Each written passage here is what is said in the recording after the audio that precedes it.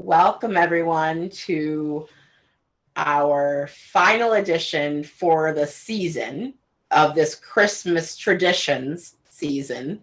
I think this is our 8th video, and it will be up as soon as we've made it. It'll be up, I guess. It's so funny when I say that. We're not live. No one knows when it's going to go up. Right. So today we have what I think is a Christmas cookie. Like when I think of Christmas, I think of this cookie. I love this cookie. It would be chocolate cookie first, and then this cookie. So my mom's going to make it. She's going to go through the steps, and then I'm going to tell you it's cosa dolce or cosa duce. Or cosa douche. I mean, who knows? Cosa douche. That's how they pronounced it. Yes. So really, we don't know how it's spelled or douche, I guess. Anyway, so my mom's going to show you how it's done. At one point, we're going to have to mute my mom because the the food processor is very loud. And I mean, I'm loud when I'm speaking, but that's way loud. So let me turn it over to my mom, and she can let us commence. All right. Hello. I'm going to start off to say that we are in the Christmas season. Today is the 21st. And this is the time that we usually prepare, things that are going to be made for the Christmas Eve and day. Anyways, this is a cookie, a very, very special cookie to me. I'm going to give you the ingredients and everything, and then I'll talk about it after I ground the thing. So in this cookie, we have figs. Can you see that? Yep, you can see it. Yep.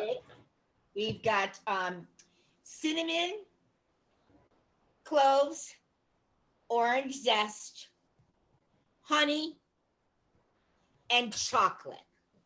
That's a huge jar of honey, Mom.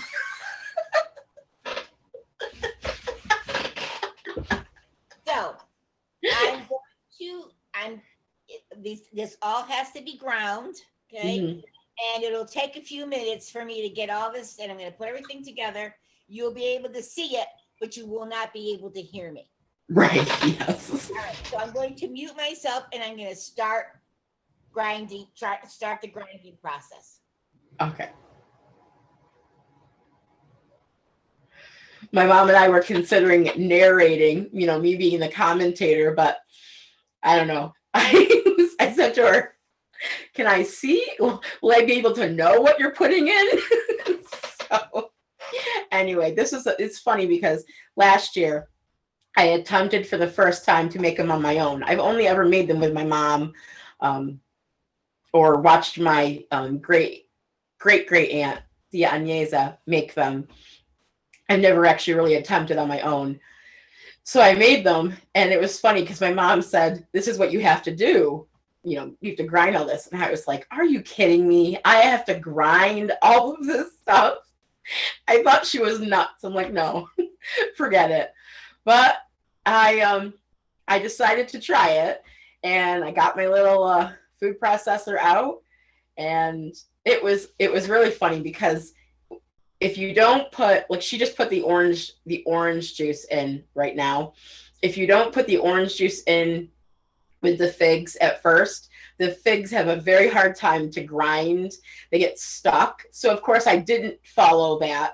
I didn't really listen properly. I started grinding the figs and they're stuck in the machine and I can't get them out. So I'm poking them with a knife. And then I put the juice in and I was like, oh, that works so much better. So I made them all up, filled them all. And it was so funny because it is, for me, baking is not easy. Doesn't come second nature like it comes to my mom. She's pretty you know, she's quick. It's all in her head. She remembers, you know, the recipes for the most part. I'm here like looking at the recipe every 5 seconds, looking at the directions. I'm like, okay, what's next?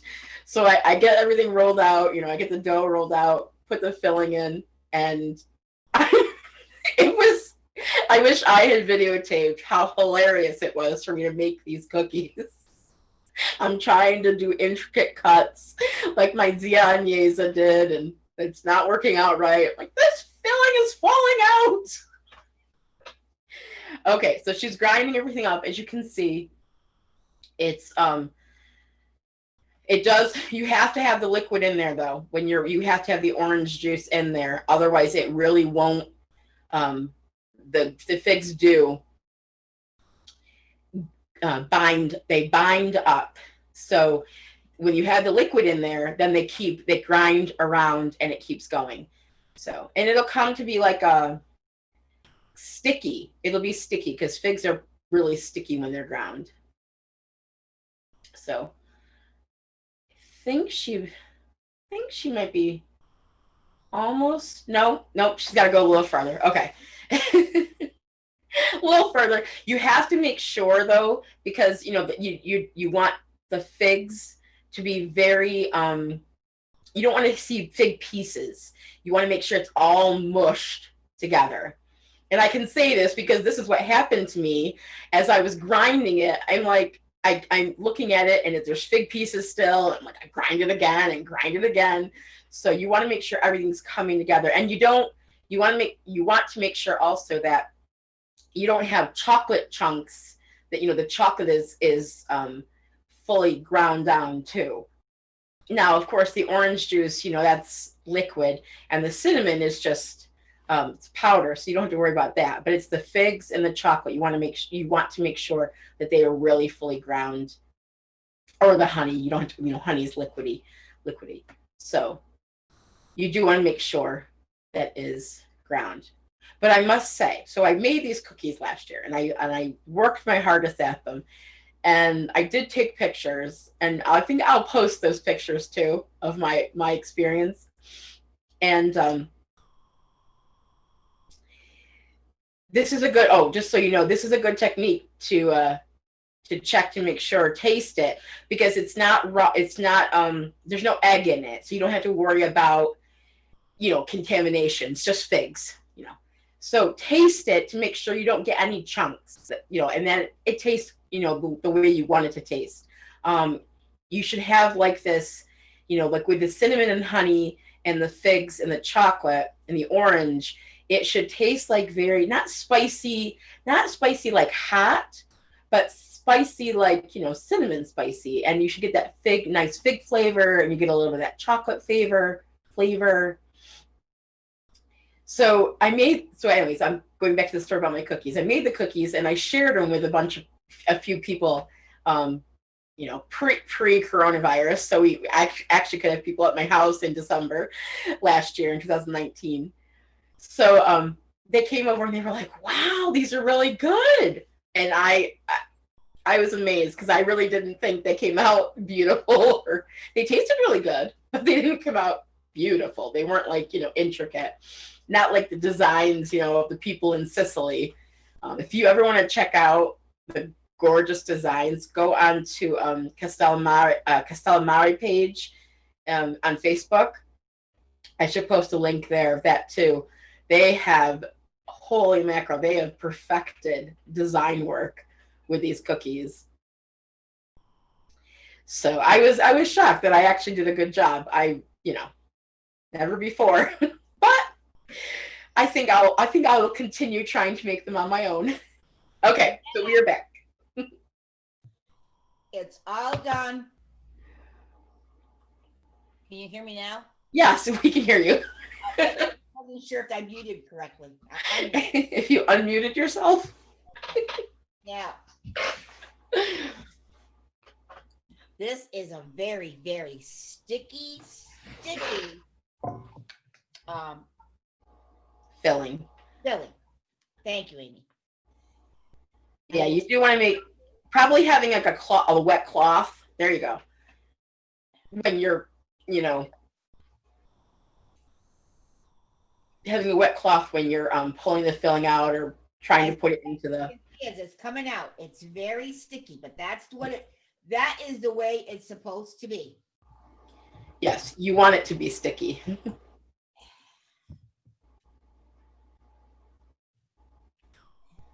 And it's not a liquidy sticky. It's a dry sticky. Yes, it's not right. It's not liquid. It's dry. Absolutely. Which is kind of oxymoronic. Dry sticky. But you don't want it to it's somewhat, you know, wet, but you don't want it to be loose, so loose that you want it to be compact. So it stays together. You don't want it to be liquidy so it falls out of the dough. It must stay together. Yep. Okay, we've gotten that done. We've got the Nice. grinding done, and now we'll proceed to making the cookie. Just let me get this my orange peels out of the way. This is probably why baking is such a challenge for me, because there's just so many steps. Like, I think with cooking, maybe because of the way my Nona cooks, she made it look really easy. She just threw stuff in, you know, handful of this, handful of that, throw it in. Just kind of in her brain. That is what, you know, the difference with baking and cooking is that you don't have to measure in the cooking. You don't have to measure to some extent. Yeah, to some extent, you know, you want to get the balance correct, but this, you know, baking is precise. This is the funny part. Yesterday I decided to make gingerbread cookies on my own, or rather, I've only made the gingerbread dough. I have not made the cookies yet. I really should videotape my bloopers, because here I am from head to toe covered in flour. Like, just covered. Floor is covered in flour, counter is covered in flour. Everything was just covered in flour. It's quite amusing watching me bake. Okay, so we've completed. I got the dough. The grinding is all done. Mm-hmm. I have prepared the dough already because we would be here for a long time. So I prepared the dough this morning. In the dough is flour, Crisco, sugar, and water or milk. Okay. That's all that's in the dough. Very simple, nothing major about it. Okay. Exactly. I'm going to now show you how to create these beautiful cosa duci. Normally, I would take a cutting what do you call it? A cookie cutter, and I would do it. I would roll out the dough and do it that way. But I'm going to do it like my aunt did it. Okay. Yeah. She would slice off a piece of the dough. Put a little flour on the board, okay? And she would roll this out into a circle. And let me see. Yeah. Yeah. There you go. Mm-hmm. So you can see I flattened it out. Mm-hmm. And you do not roll this real thin. I will show you in a minute, because if you roll it too thin, the filling, you can't cut it. Okay? Yeah, they turn out small. They're small. Like, when you're rolling them, they're going to be a small circle. Yes. Even though although Siciliana's was huge, they were huge. But these work. She made big ones. I make small ones. Okay. But what I've seen on the Castellamare page is that they use the small circle and then stretch as they're cutting. They're stretching it out. Yeah, yes. Like, they're moving the pieces as they're cutting them. They're kind of moving them. Right, as I cut it. So But I saw that they did start off very small circles. right. So I've made the circle. Okay. I'm going to take some filling and put it into the center. Yep. And you will have to have a wet dish towel all the time, right, so that you can wipe your fingers off. Yeah, because it is sticky. Both ends. You press the two ends together into the middle. Okay. Then you fold it down and flatten it like that. When you turn it over, you have a shape that looks like this. That's why you have to be a little bit thick, because you don't want the fig to squeeze through before you're ready to cut.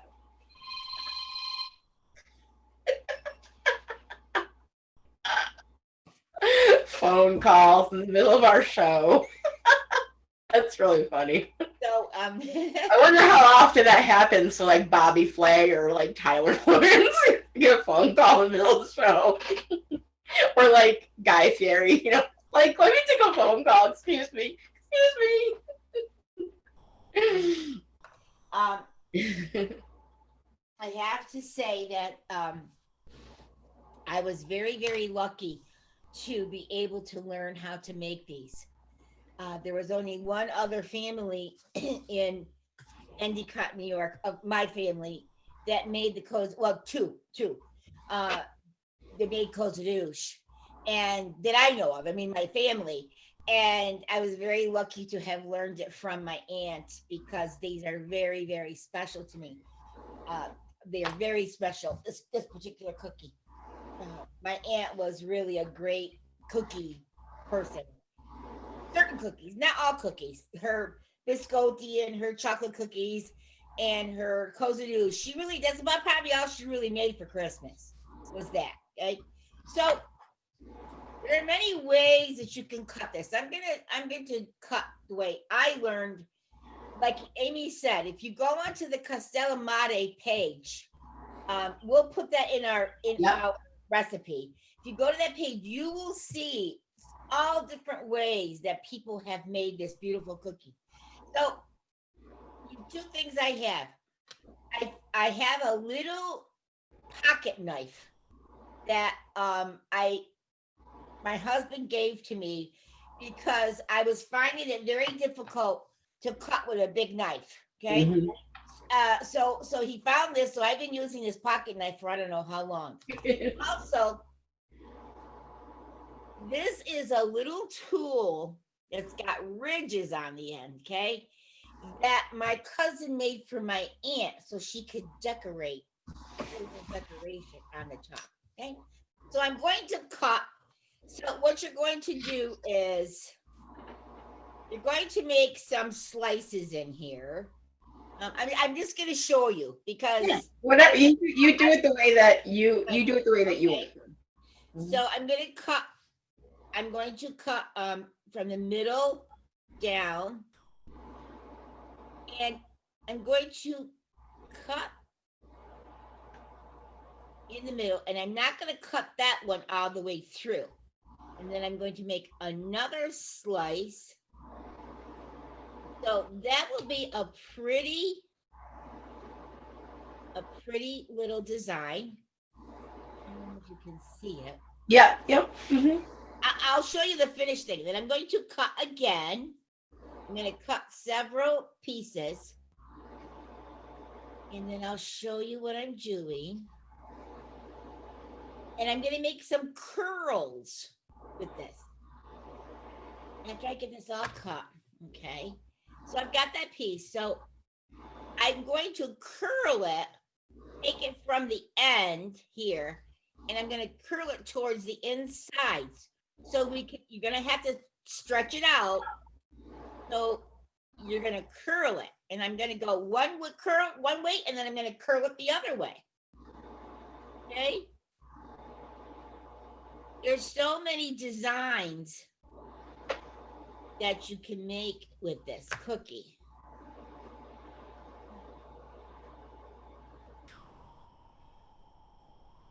Okay, now I got this piece. Okay, now I'm going to cut on the top just to make a little design on the top. And then I'll show you what my aunt did with this little tool. So you take this little tool and you're going to make pinches all across the top of the cookie.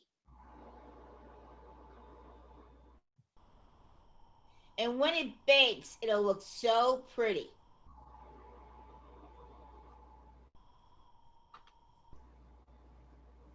Just move the. Okay, I was gonna say move the thing down. Just or get it closer, and then turn the. There you go. Yes. Can you see that? Yep. Yeah, lift. There you go. That's perfect. Oh, that's pretty, Mom. That looks nice. So I'm gonna do a couple more, okay? And show you different you can make. As a matter of fact, I have made out of this a Christmas tree. I've made stars. I've made a whole array of different patterns. I just use my imagination. Oh, we have a fire alarm going. I don't know what happened, but it must just be, it's in the hall. I don't know.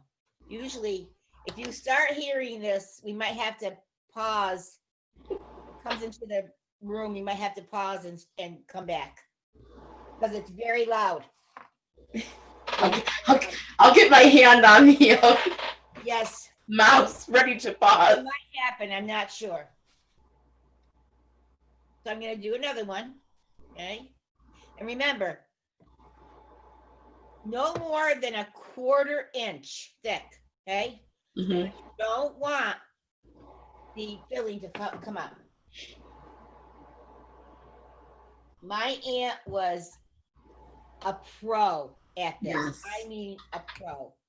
She would make these unbelievable. And I didn't have a grandmother. No grandparents lived here in my hometown. They were both in Sicily. And she was like our grandmother. And I was very, very honored and privileged to be able to have a person and learn all of the traditions of Sicily with her.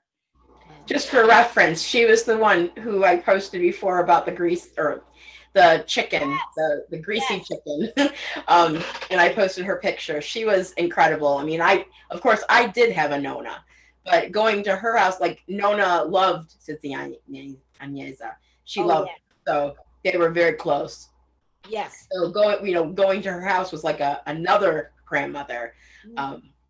And it was just always so warm and, wonderful to go and watch her, bake and make things. And this cookie I just thought was amazing.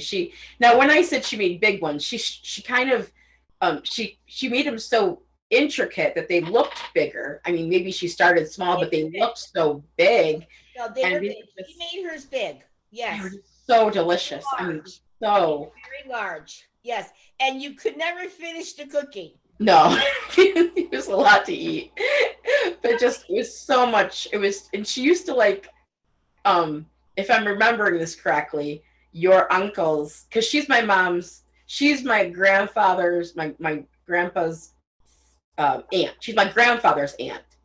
So she would be my mom's great aunt, and then my great great aunt. So yes. My grandfather was very close with her, very close. Very close. Let me tell you a story. When my dad had to come over to America, her husband, who is the uncle of my father, they came to America and they brought my dad over to America in 1931. my dad, excuse me, was only 16 years old when he came to America. And so basically he stayed with them, while he was here for a little while, and went to different homes, and then eventually he got married. Okay. But that's why he was very close to my aunt. I mean, like his own mother, basically, because he left his mother in Italy. But I know when we were growing up, his brother, one of his, maybe both brothers, they used to like a friendly competition with their aunt, trying to make these, who's got the better one. It was never mean, or it was always sweet and cute, like, ooh. I think she always won, honestly. Yeah. I think she always won. I mean, my aunt favored my father because he was the first, okay? And there was many years before the other two brothers came to America. So she really kind of favored my dad. But it was always fun. It was always fun watching her make these cookies. I'm gonna do one more. Maybe I'll do two more. She had such patience, to make these designs, and it was like an art form. It's like a piece of art, a work of art. An art to say the least. I'm getting nervous because of I keep hearing the alarm. Well, do you want me to pause? No, it's nothing, not yet. I want to make this little. You want to pull down the screen just so we can see you. Yeah. Okay. Oh yeah, so you can see me work. Yes. This is going to be a little bit different. I cut them all, and then now I'm cutting inside of them, and then I'm going to pinch it. Hopefully I'm going to make this pretty design.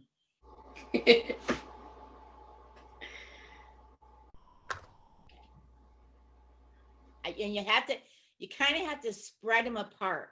You have to spread it apart because that's the only way, because the filling is so thick. How do I want to say?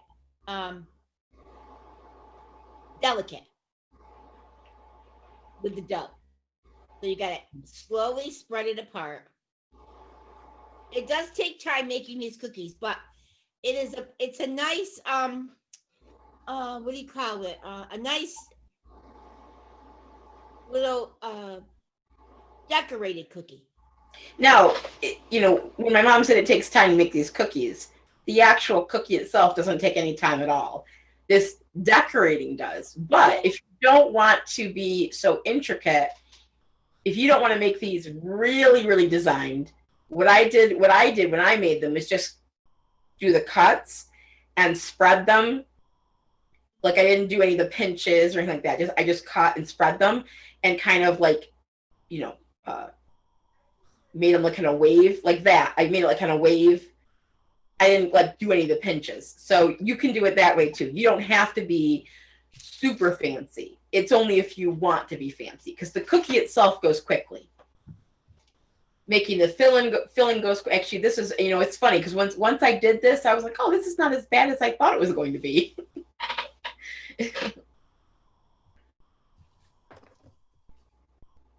Okay. I've done 3, okay? Yes. So that you can see. That's good. So now I'm going to, at this point, you have to egg wash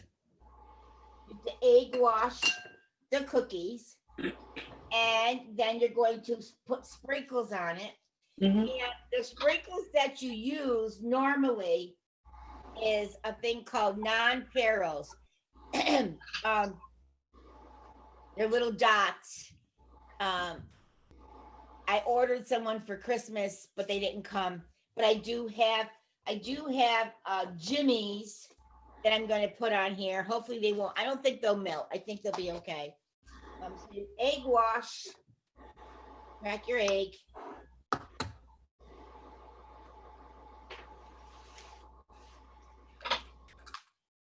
I did have a fork here. Oh, what happened to my fork?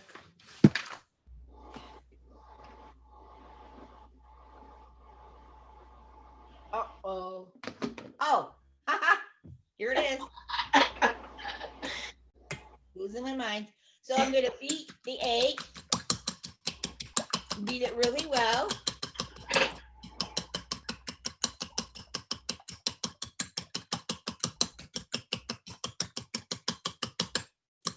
If you don't want to use the whole egg, you can just use the egg white. Mm-hmm. Okay, and you take a little brush.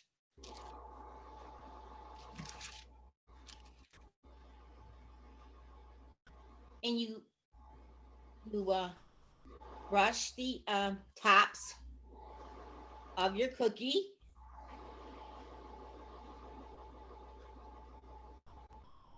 Then you take your sprinkles and you sprinkle it all on the top. The best thing to use are the non-paros because you can then see the whole cookie. Jimmy's don't allow you to see the whole cookie. You'll see the difference, okay? When after these bake, you're gonna see the difference.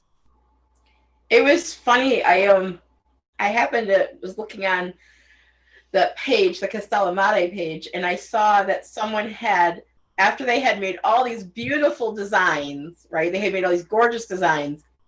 They frosted the cookie.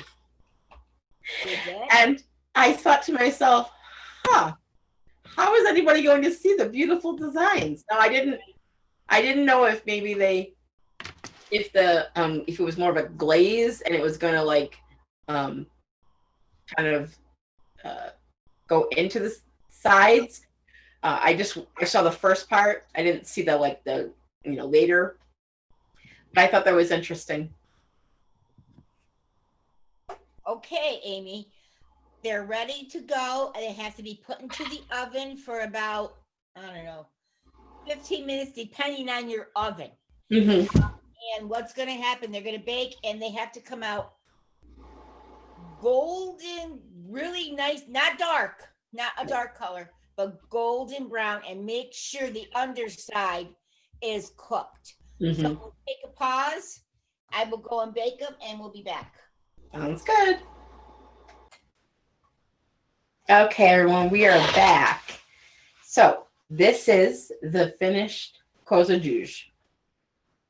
So here's the first one that I made, and this is the one I use with Jimmy's, and you can tell you can't really see the design very well. Okay, you can see it, but it doesn't really show nicely. Okay, now this one you can really see the pretty design. Yes. Using the non-peril decorations. Okay, and this one has happened. She broke. But that's cute by itself. She broke. Sorry.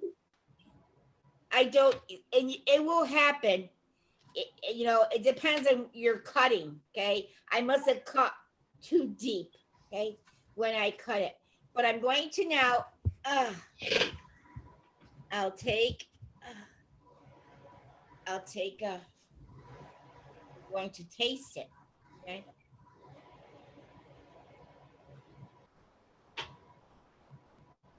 Very good.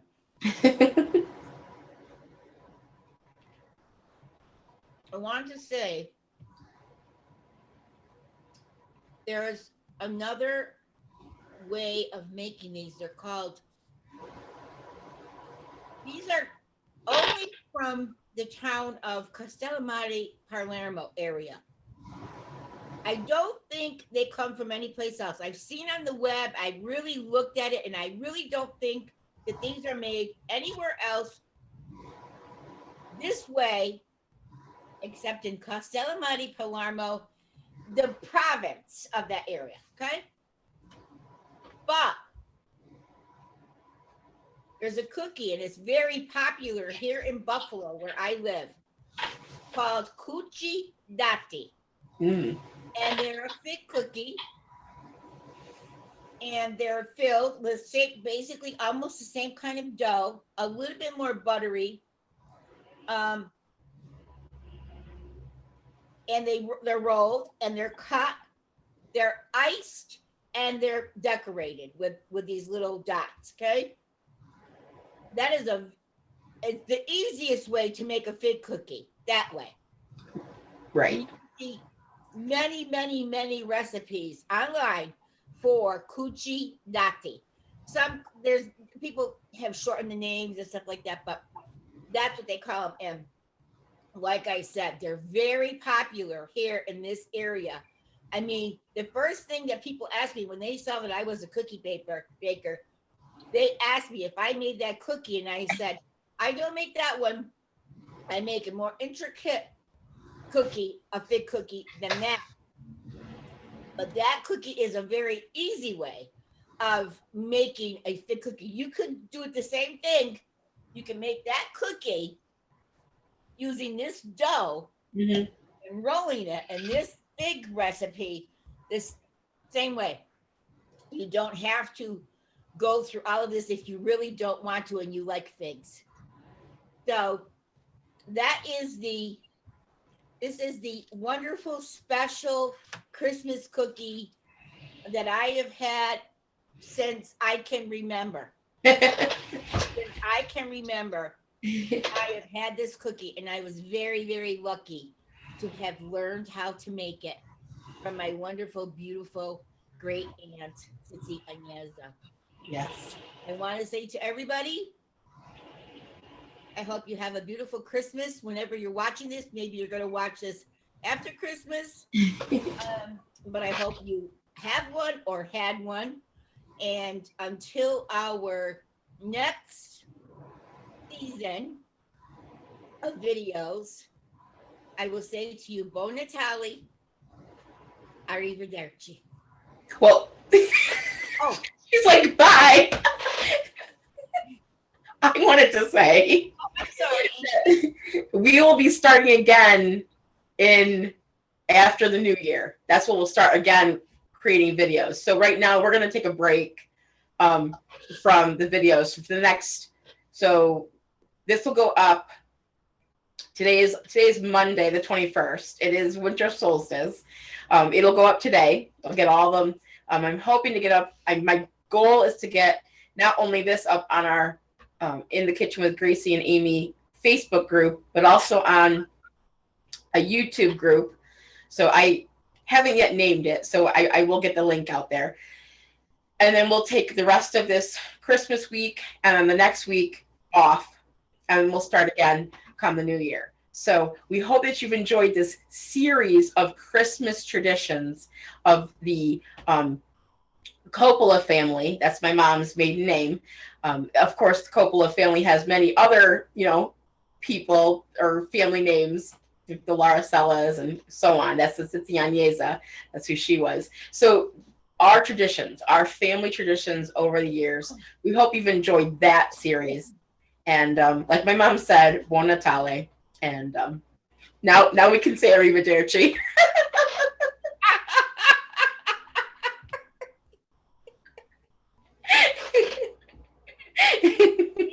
That we're not funny. Yes, this is true.